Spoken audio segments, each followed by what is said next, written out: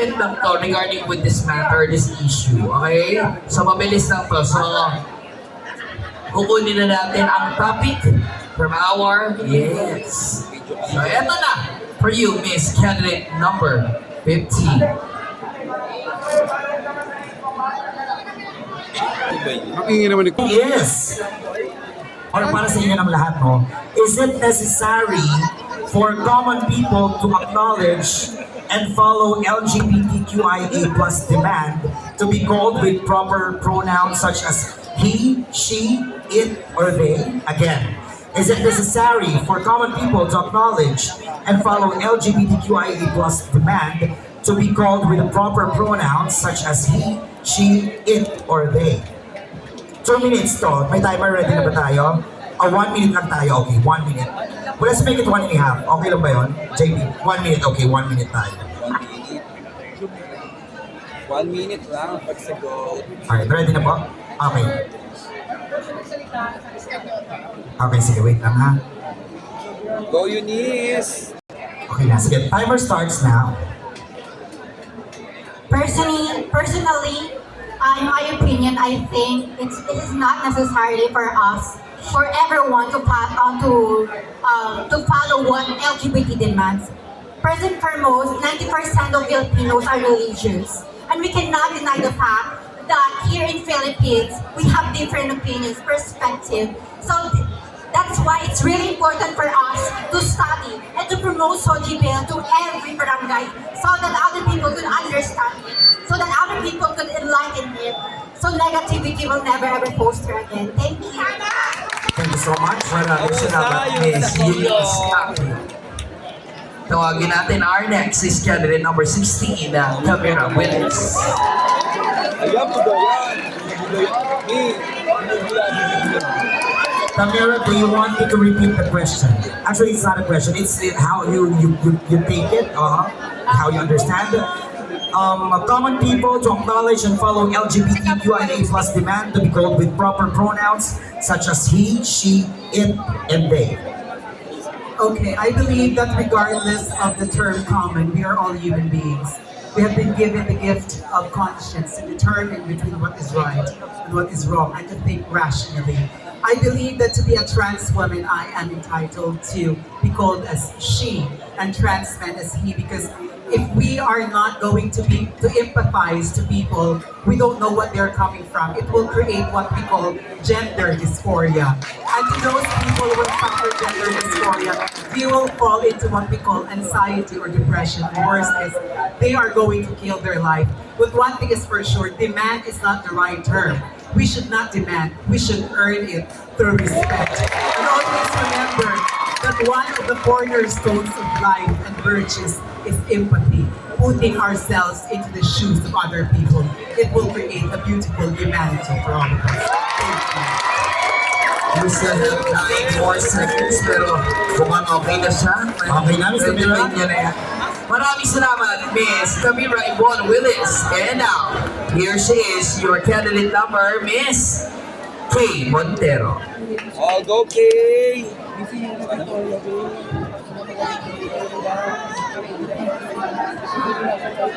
One more time, this is your time for All right. So again, common people to acknowledge and follow LGBTQIA plus demand to be called with proper pronouns such as he, she, it, or they. As new generation comes, I always believe that it is a Wait. must. Go. Sorry, as new generation comes, I always believe that it is a must for the people in order kung ano ang dapat nila sa ating tawagin. I consider myself as a trans woman, therefore my round pronoun for me is she. And I think what we need to have is to have a better understanding, good communication, and most especially exercising what we call respect. That in order for us to exercise respect, you should always know how to respect yourself. Because once you are able to respect yourself, then that is the time that you will be able to learn and be educated on how you can definitely respect others. And I think in order for us to have unity, we should always have a common goal towards the same direction and same purpose. Because at the end of the day, we always have a vision. So let's make a right decision. If we work together, we are unstoppable. Thank you so much, candidate Miss K. Timer starts now. First of all, it is not a demand. That is what we deserve. To be called on what pronoun that we want to be called. He, she, it, or whatever it is. For as long as you are learning to respect our existence in this world. Because come to think of it, balik-balik pa natin ang mundo, meron bakla, meron tomboy. Kaya kailangan nyo na lang ay tanggapin na kahit anong mangyari, sama-sama pa rin tayo. But whether you like it or not, you can call me whatever it is. But I'd rather choose to call me by my name. Thank you. Yuki. You have 18 seconds, pero mukhang okay na. Hindi po natin pakatatandaan na anuman po ang piliin nating kasarian o sexualidad, nararapat lamang po na magkaroon tayo ng pantay at sapat na karapatan sapagkat tayo ay isang taong nilalang ng buong may kapal. Naniniwala po ako na wala ni isa sa atin ang nais masaktan, wala ni isa sa atin ang nais saktan ang kalooban. Sapagkat kung ano man po ang ayaw mong gawin sa iba o ayaw mong gawin sa iyong sarili, huwag na huwag mo pong gagawin sa iba. Sapagkat kung ano ang ginawa mo sa iba, masama man o mabuti, lagi po natin pakatatandaan, ito'y babalik sa iyo, 100%. Maraming salamat po. Your timer starts now. One more. Okay. Is it necessary for common people to acknowledge and follow LGBTQIA plus community demand to be called with proper pronouns such as he, she, it, or they? Timer starts now. Yes, I believe that it is necessary for the rainbow community to be called with their respected pronouns. Why? Because just like we respect heterosexual men and women's pronouns, they should give back the same kind of respect that we give to them. And I don't see any more explanation to it than as simple as that. Thank you. Maraming salamat, candidate number 26. But still, you have still more time. Pero, thank you. Okay naman na siya. This Coming from a professional world as a transgender teacher, I face this every day because my students don't know whether to call me sir or ma'am. But for me, it is not a demand. It is somewhat a recognition of my fight towards what I am, towards my transition as a transgender woman. Therefore, for me, it is 100% essential for these children and for the people to know how to call us, whether what pronoun it may be. Why? Simply because you are respecting, recognizing my existence as a human being. That is part of our humanitarian rights. So therefore, if we would change the minds of the people right now, then definitely a good change would be inevitable. Thank you. Good morning. Oh, sayang, Labitor. Timer starts now. Para po sa akin, hayaan ho natin ang mga tao ang kusang magbigay ng pagkakakilanlan sa atin. Bakit?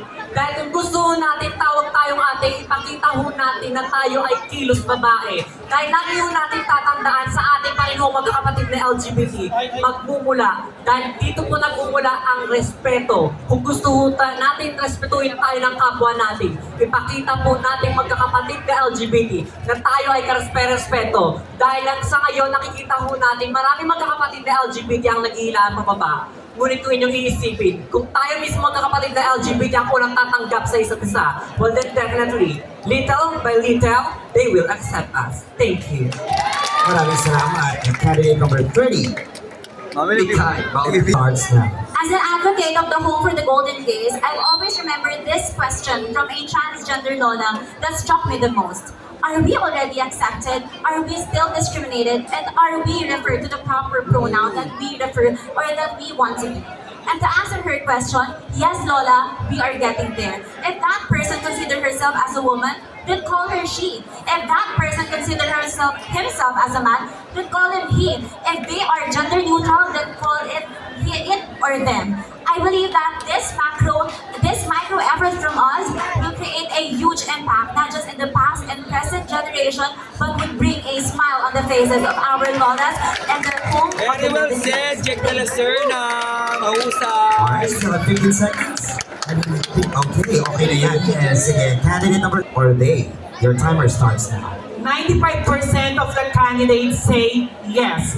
And for me, no. Masyado na tayo nagdedemand lang masyado. Kaya ng pagsali ng mga kabaklaan sa Miss Universe. Bago tayo respetuhin ang ating kapwa, respetuhin muna natin ang kababaihan at ang kalalakihan kung ano ang nararapat sa kanila. Masyado na tumataas ang ating pagtingin. Maaari nila tayong pagtanggapin kung unti-unti nilang maiintindihan kung ano ba ang tunay na nilalaman ng ating puso. Dahil nandito tayo lahat namamanata, pero nakalimutan nyo ba ang dasal na abagi noong Maria, napupuno ka ng grasya, ang Panginoong Diyos ay sumasayo, napupuno ng grasya at kinakataas ang Maria, kaya karapat dapat na respetuhin natin ang kababaihan at kalalakihan higit sa respeto natin sa ating sarili. Mahusay mo, Maring Montecillo. Just naman tayo, no? Sakto, oo, sakto lang. Once again, is it necessary for common people to acknowledge and follow LGBTQIA+ demand to be called with proper pronouns such as he, she, it, or they? Timer starts now. I believe that all of us here tonight, regardless of who you are or what you are, we have the right to choose. Ibig sabihin, meron tayong karapatang mamiling mamuhay kung sino at ano tayo. Hindi pa man parang pagsuot lang yan ng bestida. Ako gusto ko magsuot ng bestida. Karapat dapat lamang na magsuot ako ng bestida. Might as well all of the candidates here tonight have said the word respect, but they have forgotten the word kindness more so than respect. Kung ang mga bata, ang mga matatanda, marunong tayong maging mabait sa ating kapwa, malalaman natin na ang tunay na respeto na ating hinihingi, hindi lamang pang sarili. Dahil naniniwala po ako, bakla, tomboy, sino ka man nandito tayo, isang buong Nazareno lamang ang ating pinamimintuan. Tayong lahat nandirito para sa ating iisang pagkakaunlad bilang isang komunidad. Ika'y bakla, tomboy, sino ano ka man, ikaw ay karapat dapat irespeto. Yun lamang po at maraming salamat. Magandang gabi po, Quiapo. Maraming salamat, sakto din, no? Timer starts now. Oh, definitely yes. Because why do you think I'm wearing this? Why do you think I'm wearing this? Simply because I want to become a real girl. I want to be called by she. Because you know what? When I was a child, my dream is to become a real girl. So that I get operated or what we call SRS. So that I can feel that I am a real girl. Thank you so much. Maraming salamat. Still, you have 13 seconds. Timer starts now. I couldn't actually agree more to the lovely candidates who've actually explained how it is important and it's very necessary for us LGBT to actually be called in our preferred pronouns. But I think that what we're actually missing in this topic is that this is actually a shared responsibility. If we are actually begging from the society, we have to also deliver our responsibility. We have to give them time to actually digest this beautiful change in our community. And also, I think that it is our responsibility as well to dress and actually appear in your preferred pronoun. Boost social bill so that at the end of the day, everyone will be educated about this beautiful change. And at the end of the day, no more LGBT members will be hiding themselves from their closet. No more LGBT members will be hiding themselves from their tears. And no one or no more talents will ever be wasted. Thank you. Mahusay, Miguel. Thank you so much. Timer starts now. Magandang gabi. Naniniwala po ako na hindi necessary na tawagin nyo kami kung anong pronoun ang gusto nyong itawag nyo sa amin. dahil naniniwala po ako na hindi namin hawak ang inyong mga utak. Ngunit, subalit datapwat, mayroon kaming isang pinanghahawakan at ito ay ang aming sariling utak na kung saan paano namin tatanggapin kung anumang pronoun ang itawag niyo sa amin. Tawagin niyo kaming kuya, tawagin niyo kaming tito. Okay lang sa amin because at the end of the day, kilala namin ang aming mga sarili at kilala kami ng buong may kapal kung ano at kung sino kami. Iyan po ang aking tumpak na sagot na walang halong palabok. Kalmado lang, hindi galit. Thank you. Bago lang sa inyo sa sila. Sila, relax. Tama. Kamukha nila sa alas. Kasi choice mo naman kung gusto mong ibigay sa iba, tapos pahinga ka. Babae yata yan. Sobrang bait mo. Sige, 45 na nga lang. Binigay na lang yung pang-ano niya, pwesto niya sa Siyempre top. sinugal mo na, o alam ko yung ko pa na pero itong yung Tagasad ka ba? Kasi umuwi na siya eh, tapos nilawagan na. Taga? QC daw siya, I'm QC. from Pagkasilangan kasi si Oo, di ba? Patulog na siya. Bakla pasok ka. Ayun, bro. Baka naman Tumayo. habang nagbibigay ka ng statement, maka-borlo. Sige. Ito na yung statement mo, baby 1 minute lang to, baby girl, ha? Is it necessary for common people to acknowledge and follow LGBTQIA+ demand to be called with proper pronouns such as he, she, it, or they? Your timer starts now. For me, as a transgender woman, when I was a kid, I don't mind those kind of things because of the norms and in the society where I live. You know what? I think it is very important to us to respect each other, not just because they are just created by God, but we need to respect them. It is because if you respect others, you also respect yourself. I also believe, as a person who has dysphoria, if you don't know what dysphoria is, it is something that we experience as transgender women. We should respect transgender people, LGBT people, the way we respect our parents. It is because the way we feel that we are different, that's something that we make us unique. I don't want to say anything about it. That's just all of my thoughts about it. I hope you guys understand what's my point. Yes. Very well said. Mahusay ka po. Parang ito yung relax. Pag gano'n ako, Mas relax pa siya. well, as a transgender. Parang kausap niya yung barkada niya sa Thank you, bintana. ha. Ang galing mo pa rin, baby girl. Kahit Kasi hindi ano ako sa tulog mga eh. diction, maganda ang ano ha, very articulate yung bata. Wait, no, alam mo? Kasi as a transgender, parang mo ibigay siya ng As a kid. May yellow ba? Hindi, ito, ano masasabi mo? Ito, gano'n, relax. Uy, ayun na, that's 15 candidates, 50% beauty and 50% ang statement. Yes.